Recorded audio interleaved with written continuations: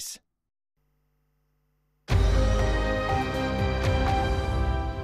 This is BBC World News. I'm Tanya Beckett. Here are the headlines.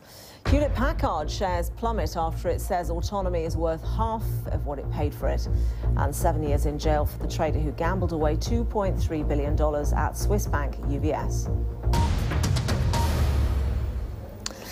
So how do you make Greece's debt pile manageable? That's the question facing Eurozone finance ministers and IMF Managing Director Christine Lagarde as they meet to try to settle their differences. That agreement eluded them last week, so another meeting today. Greece is waiting for its next tranche of aid under the bailout plan. The country itself has done much of what was asked of it, and the disagreement now is simply between the lenders. The IMF says the debts are too large for the country to meet its targets in the longer term. Germany, however, is resisting any deal that would look like a write-down. Its latest suggestion is to get the debts under control, and that would hit the private bondholders again. That's the problem. We're joined now by Michael Taylor, who's a senior analyst at Oxford Analytica. Welcome to the programme. Why is Germany so against another write-down? I mean, putting aside the extra cost. Well, they are obviously going to lose money on a deal which hits that part of the debt which is held by governments. And it's been so unpopular throughout the whole crisis in Germany. The popular mood is against Greece. It sees Greece having brought this problem on itself.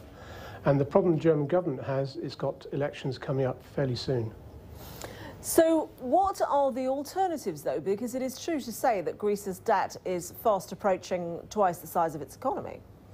Yes, the debt is too great. It will never be paid off at the rate things are going, because they have this thing called the primary surplus, which is the point at which you can start paying back your debt, because you have a budget and you're paying out interest. I mean, people are making money out of Greece. I mean, Greece is still paying interest on its debt.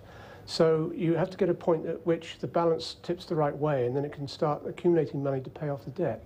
But if you've got such an enormous hill to climb, the only way, surely, is to cut the size of the debt down, cut the principal. The difficulty is that every decision seems to take a very long time to make, and into that gap, in the interim, speculators come and make the task more difficult. I don't know it's entirely due to speculators. Of course, there is a fair amount of speculation, because every time you get a possibility of a deal, and one of the possibilities is that Greece will be given some money to buy back the debt still held in private hands. And that means the debt, which probably people have bought at rock-bottom prices, suddenly becomes a bit more attractive. So people are taking risks on this sort of thing, but I wouldn't say that they're the cause of the crisis. It is true to say, though, surely, that Greece's problems now seem to be isolated to Greece, that the concern about contagion is not as pressing as it was, for example, a year ago. I think so, because people have had so long to look at what's happening in this crisis, to take positions, to start sort of shedding their risk. I think initially we were very worried about the German and French banks, but I think that's not such a problem anymore. Michael Taylor, thank you very much indeed. Thank you. Some of the day's other business news now. Shareholders